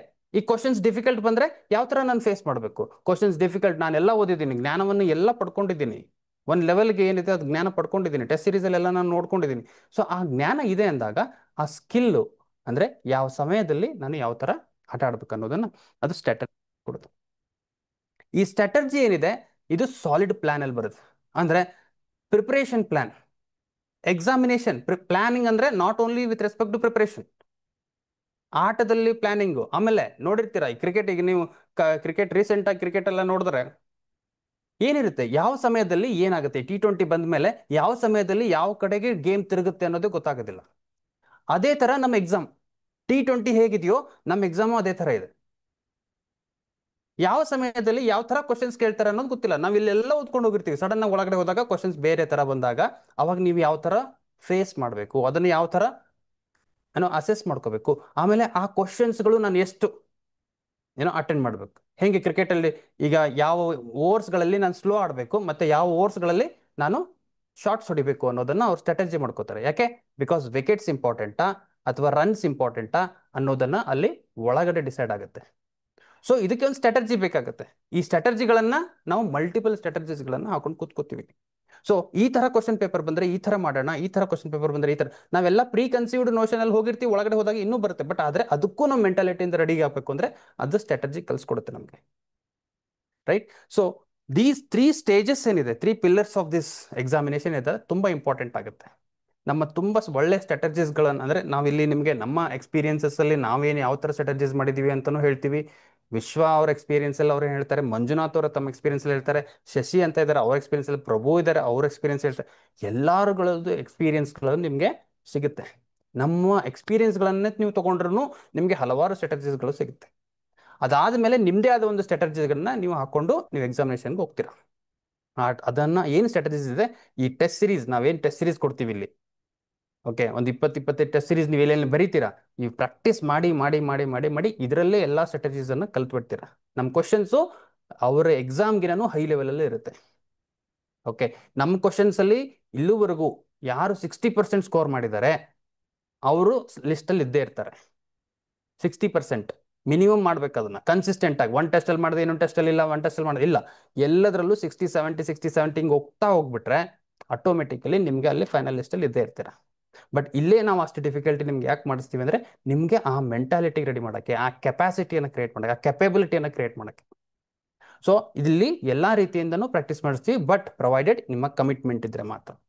ನಿಮ್ಮ ಕಮಿಟ್ಮೆಂಟ್ ಎಷ್ಟಿರುತ್ತೋ ಅಷ್ಟೇ ಲೆವೆಲ್ಗೆ ನಾವು ವರ್ಕ್ ಮಾಡೋಕ್ಕೆ ರೆಡಿ ಇರ್ತೀವಿ. ಯಾಕೆ? ನಿಮ್ಮ ಸಕ್ಸಸ್ಸಲ್ಲೇ ನಮ್ಮ ಸಕ್ಸಸ್ ಇದೆ, ನಿಮ್ಮ ಯಶಸ್ಸಿನಲ್ಲೇ ನಮ್ಮ ಯಶಸ್ಸಿದೆ. ಅದನ್ನು ನಂಬಿಕೊಂಡು ನಾವು ಬಾಳ್ಕೊಂಡು ಬಂದಿದ್ದೀವಿ. ಸೊ ಹಾಗಾಗಿನೇ ಇಲ್ಲಿವರೆಗೂ ಕ್ರೆಡೆನ್ಸ್ IASಗೆ ಯಾರೇ ನಂಬಿಕೊಂಡು ಬಂದಿದ್ದಾರೆ ಅವರಿಗೆ ಮೋಸ ಆಗಿಲ್ಲ. ಇವತ್ತಿಲ್ಲ ನಾಳೆ ಸಕ್ಸಸ್ ಆಗ್ತಾರೆ, based on your effort and ಸಣ್ಣ ಪಾರ್ಟ್ ಲಕ್, ನಮ್ಮ ಸಮಯ, ನಮ್ಮ ದೇವರ ಆಶೀರ್ವಾದನೋ, ತಾಯಿ ತಂದೆ ಆಶೀರ್ವಾದನೋ ಅಂತ ಹೇಳ್ತೀವಲ್ಲ ಆ ಥರ, ರೈಟ್? ಸೊ ಇವು 3 ತಂತ್ರಗಾರಿಕೆಗಳನ್ನು ಪಿಲ್ಲರ್ಸ್ ಇಟ್ಕೋಬೇಕು. So obviously inspiring the journey of successful students. So it is our main aim.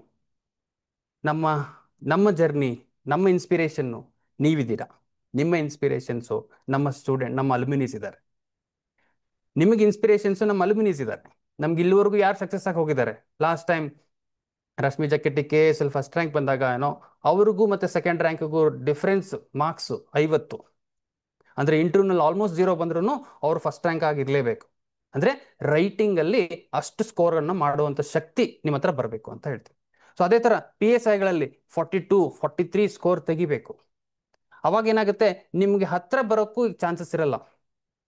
ಯಾರೇ ತೊಗೊಂಡ್ರು 32, 38 ಆ ರೇಂಜಲ್ಲಿ ತೊಗೋತಾರೆ. ಸ್ವಲ್ಪ ಎಫರ್ಟ್ ಹಾಕಿದವರು. ಇನ್ನೂ ಅಂದರೆ ಎವರೇಜ್ ಬಿಲೋ ಎವರೇಜ್ ಹೋದರೆ 22 to 28, 30, 31 ಅಲ್ಲಿವರೆಗೂ ಬಂದು ಒದ್ದಾಡ್ತಿರ್ತಾರೆ. ಅಬೋ ಎವರೇಜ್ ಅಂತ ಬಂದರೆ 32 to 38, ಎಕ್ಸಲೆಂಟ್ ಆಗಿ ಬಂದರೆ 42 to 45. ಸೊ ನಿಮ್ಮ ಹತ್ರ ಬರೋದೇ ಸಾಧ್ಯವಿಲ್ಲ. ಏನೋ ಒಂದು ರೇರೆಸ್ಟ್ ಆಫ್ ದಿ ರೇರ್ ಕೇಸಲ್ಲಿ 49 ಒಂದು ಸ್ಟೂಡೆಂಟ್ ತೊಗೊಂಡಿತ್ತು. ಸೊ ಅಂದರೆ ಮೀನಿಂಗ್ ಏನು, ಅದನ್ನೂ ಪಾಸಿಬಲ್ ಇದೆ ಅಂತ ಅರ್ಥ. 49 ಸ್ಕೋರ್ ಮಾಡೋಕ್ಕೆ ಪೇಪರ್ 1 PSI ನಲ್ಲಿ it is also possible. Nothing is impossible. 50 ತಗೊಳ್ಬೋದು ನಾಳೆ ಯಾರಾದರೂ, ಆಗಲ್ಲ ಅನ್ನೋದೇನು ಇಲ್ಲ. ಓಕೆ, ಸೊ ಆ ಥರ ಪ್ರಾಕ್ಟೀಸನ್ನು ನೀವು ಮಾಡಿದ್ರೆ ಡೆಫಿನೆಟ್ಲಿ ನೀವು ಫೈನಲಿಸ್ಟಲ್ಲಿ ಇರ್ತೀರ. ಅದೇ ಥರ ಆಬ್ಜೆಕ್ಟಿವ್ ಟೈಪ್ ಎಕ್ಸಾಮ್ಸ್ಗಳಲ್ಲಿ ನಿಮಗೆ ಕ್ವಶನ್ಸಿನ ನಿಖರತೆ ಅಂದರೆ ಮಾರ್ಕಿಂಗ್ ದಿ ರೈಟ್ ಆನ್ಸರ್ಸ್ ಅಂತ ಹೇಳ್ತೀವಿ. ರೆಡ್ಯೂಸಿಂಗ್ ದಿ ರಾಂಗ್ ಅಂತ, ತಪ್ಪನ್ನು ಕಡಿಮೆ ಮಾಡಿ ಸರಿಯನ್ನು ಹೆಚ್ಚು ಆಟೋಮೆಟಿಕ್ಲಿ ಆಗುತ್ತೆ. ತಪ್ಪನ್ನು ಕಡಿಮೆ ಮಾಡಬೇಕು ನೀವು ಅಷ್ಟೇ, ಸರಿ ಆಟೋಮೆಟಿಕ್ಲಿ ಹೆಚ್ಚಾಗುತ್ತೆ. 75 ಕ್ವಶನ್ ಅಟೆಂಡ್ ಮಾಡ್ತೀನಿ ಅಂತ ಹೋಗ್ತೀನಿ, 80 ಕ್ವಶನ್ ಅಟೆಂಡ್ ಮಾಡ್ತೀನಿ ಅಂತ, 100ಕ್ಕೆ 100 ಅಟೆಂಡ್ ಮಾಡ್ತೀನಿ ಅಂತ ಹೋಗ್ತೀನಿ. ಸೊ ನಾನು 100ಕ್ಕೆ 100 ಅಟೆಂಡ್ ಮಾಡ್ತೀನಿ ಅಂತ ಹೋದಾಗ ನನ್ನ ತಪ್ಪುಗಳನ್ನು ಕಡಿಮೆ ಮಾಡಬೇಕಷ್ಟೇ ನನ್ನ ಟಾರ್ಗೆಟ್. 100ಕ್ಕೆ 100 ಅಂತೂ ಅಟೆಂಡ್ ಮಾಡ್ತೀನಿ, ತಪ್ಪುಗಳು ಕಡಿಮೆ ಮಾಡಿದ್ರೆ ಆಟೋಮೆಟಿಕ್ಲಿ ರೈಟ್ಗಳು ಹೆಚ್ಚಿಗೆ ಆಗ್ತದೆ. So that is what is our success lies in your success. ನಮ್ಮ ಯಶಸ್ಸು ನಿಮ್ಮ ಯಶಸ್ಸಿನಲ್ಲಿದೆ. ಸೊ ನೀವು ಒಟ್ಟಾಗಿ ಈ ಕನ್ನಡ ಕಸ್ತೂರಿಯನ್ನು ಕರ್ನಾಟಕದ ತುಂಬ ತಗೊಂಡು ಹೋಗೋಣ. ನೀವು ನಿಮ್ಮ ಫ್ರೆಂಡ್ಸು, ನಿಮ್ಮ ನಿಮ್ಮ ಸುತ್ತಮುತ್ತಲು ಯಾರ್ಯಾರು ತುಂಬ ಕಷ್ಟದಲ್ಲಿದ್ದಾರೆ ಬಟ್ ಅದು ಮಾಡ್ತೀನಿ ಅನ್ನೋ ಮನೋಭಾವ ಇದೆ ಅಂಥವ್ರಿಗೂ ಇದ್ರ ಬಗ್ಗೆ ಹೇಳಿ, ಇದನ್ನು ಎಲ್ಲರಿಗೂ ಮುಟ್ಟಿಸೋಣ ಮತ್ತು ಈ ಕನ್ನಡ ಕಸ್ತೂರಿ ಪ್ರೋಗ್ರಾಮನ್ನು ಒಂದು ಸಕ್ಸಸ್ಫುಲ್ ಆಗಿ ಮಾಡೋಣ. ಯಾಕಂದರೆ ಇದು ಕನ್ನಡಿಗರಿಗಾಗಿ ಕನ್ನಡಿಗರಿಗೋಸ್ಕರ ಅಂತ ಮಂಜು ಅವರು ಏನು ಫಸ್ಟಿಗೆ ಹೇಳಿದಾರಲ್ಲ. ಸೊ ಕನ್ನಡವೇ ಸತ್ಯ, ಕನ್ನಡವೇ ನಿತ್ಯ ಅಂತ. ಸೊ ಅದನ್ನು ಮುಟ್ಸೋಣ. So all the best. ನಾಳೆ ಸೇಮ್ ಟೈಮ್ 11 ಗಂಟೆಗೆ ಯೂಟ್ಯೂಬ್ ಲೈವಲ್ಲಿ ಸೇಮ್ ಕ್ಲಾಸಸ್ ಇರುತ್ತೆ. ನೀವು ಯೂಟ್ಯೂಬ್ ಲೈವಲ್ಲಿ ಜಾಯ್ನ್ ಆಗ್ಬೋದು. ಓಕೆ, ಅಥವಾ ನೀವು ಫರ್ದರ್ ಏನಿದೆ ನಿಮಗೆ ಫರ್ದರ್ ಏನಾದ್ರು ಡೀಟೇಲ್ಸ್ ಬೇಕು, ಕೋರ್ಸ್ ಬಗ್ಗೆ ಆಗಲಿ ಯಾವುದ್ರ ಬಗ್ಗೆ ಯಾವ್ದಾದ್ರು ಡೀಟೇಲ್ಸ್ ಬೇಕು ಅಂದರೆ ನೀವು ಕಾಂಟ್ಯಾಕ್ಟ್ ಮಾಡಿ 9654506161. ಓಕೆ, ಈ ನಂಬರನ್ನು ಕಾಂಟ್ಯಾಕ್ಟ್ ಮಾಡಿ ಬೆಂಗಳೂರು ನಿಮಗೆ ಡೀಟೇಲ್ಸ್ ಎಲ್ಲ ಕೋರ್ಸ್ ಡೀಟೇಲ್ಸ್ ಬಗ್ಗೆ ಹೇಳ್ತಾರೆ. ಅದಲ್ಲದೆ ಫರ್ದರ್ ಪ್ರೋಗ್ರಾಮ್ಸ್ ಯಾವ್ಯಾವ ಥರ ಇದೆ, ಏನೇನಿದೆ ನಿಮಗೆ. ಓಕೆ, ಯಾರು ಒಂದೇ ವರ್ಷದಲ್ಲಿ ಸಕ್ಸಸ್ ಆಗಿ ಆಫೀಸರ್ ಆಗಿ ಹೋಗಬೇಕು ಅಂತ ಅಂದ್ಕೊಂಡಿದ್ದೀರಾ ಅವರಿಗೆ ಇದು ಒಂದು ಒಳ್ಳೆಯ ಅವಕಾಶ ಕನ್ನಡದಲ್ಲಿ. ಓಕೆ, ನಾವು ಕ್ರೆಡೆನ್ಸ್ ಅವ್ರು ಏನೇ ಶುರು ಮಾಡಿದ್ರು ಅದು ಕ್ವಾಲಿಟಿ ಇರುತ್ತೆ, ಕ್ವಾಲಿಟಿಯಲ್ಲಿ ಕಾಂಪ್ರಮೈಸ್ ಇರಲ್ಲ. ಓಕೆ, ಕ್ವಾಲಿಟಿಯಲ್ಲಿ ಕಾಂಪ್ರಮೈಸ್ ಇರಲ್ಲ, ಓನ್ಲಿ ನಿಮ್ಮ ಎಫರ್ಟ್ಗೋಸ್ಕರ ವೇಟ್ ಮಾಡ್ತಿರ್ತೀವಿ. We need people who are ready to crack this examination in the first attempt. ಯಾರು ಫಸ್ಟ್ ಅಟೆಂಪ್ಟಲ್ಲಿ ಮಾಡಬೇಕು ಅಂತಾನೆ ಕೂತ್ಕೊಂಡಿರ್ತಾರೆ ಅಂಥವ್ರಿಗೋಸ್ಕರ ಈ ಪ್ರೋಗ್ರಾಮ್. ಸೊ ನಾಳೆ ಸೇಮ್ 11 ಗಂಟೆಗೆ ಮತ್ತೆ ಸಿಗೋಣ. ಮಂಜುನಾಥ್ ಅವರು ಕ್ಲಾಸ್ ಇದೆ ನಾಳೆ ಬೆಳಗ್ಗೆ, ಮಿಸ್ ಮಾಡಬೇಡಿ. Is very good person and is very intelligent, he has lot of knowledge. So ನಾಳೆ 11 ಗಂಟೆಗೆ ಸೇಮ್ ಟೈಮ್ ಇದೇ ಟೈಮಲ್ಲಿ ಮತ್ತೆ ಯೂಟ್ಯೂಬ್ ಲೈವಲ್ಲಿ ಸಿಗೋಣ. ಥ್ಯಾಂಕ್ ಯು, ಧನ್ಯವಾದಗಳು.